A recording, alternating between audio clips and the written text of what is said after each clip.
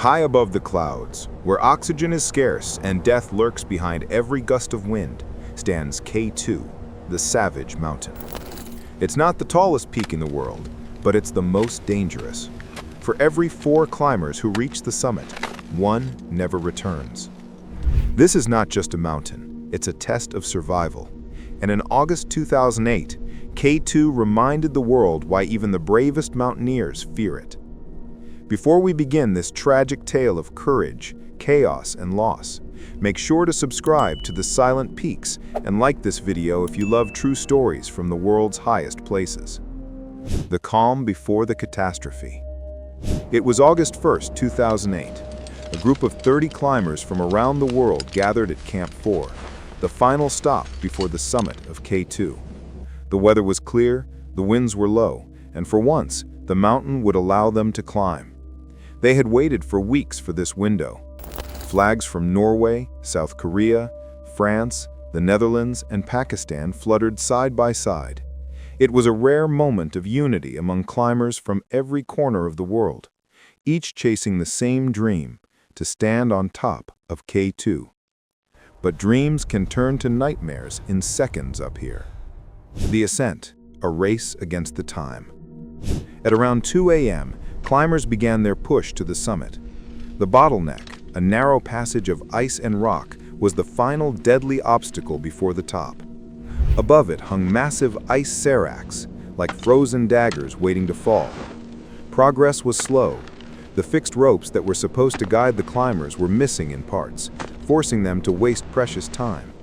Some teams tried to fix new ropes, while others waited, shivering in the dark at over 8,000 meters. By the time they reached the summit, it was late, much later than planned.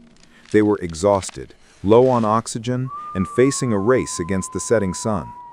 Still, many managed to take those proud photographs on the peak, unaware that their descent would become one of the darkest days in mountaineering history. The descent into disaster.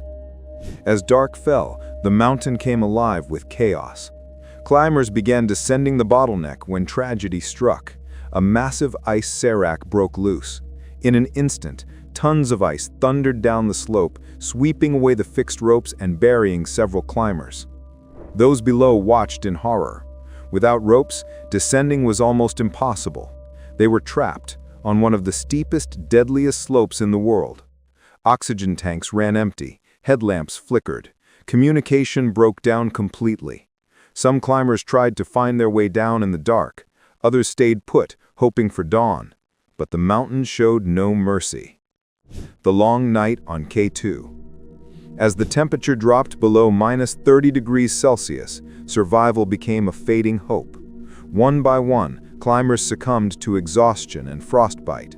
Some fell, others froze where they stood, still clipped to the mountain they loved.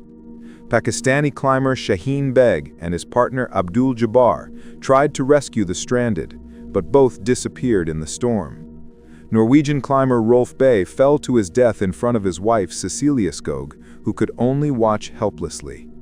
By morning, the summit ridge was littered with broken ropes, abandoned packs, and the silence of those who would never come home.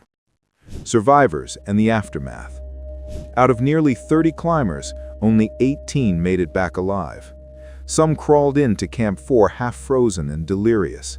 Others were rescued days later by miracle. In the aftermath, the climbing world was shaken.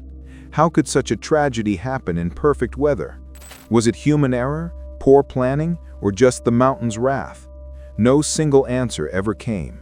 What was clear, though, was that K2 reminded everyone of an eternal truth. You don't conquer this mountain. You survive it, if it lets you. The legacy of the 2008 tragedy.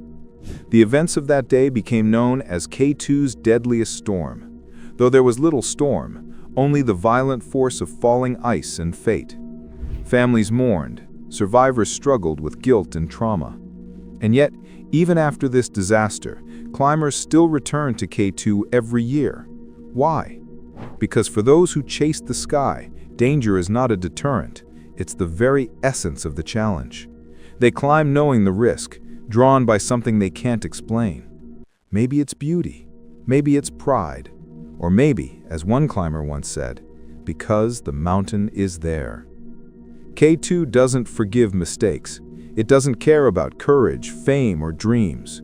But it does teach one powerful lesson, that human spirit can rise even in the face of death. If this story moved you, don't forget to like the video and subscribe to The Silent Peaks for more untold stories from the world's most dangerous heights. Until next time, stay safe and never forget, the mountains are silent, but their stories echo forever.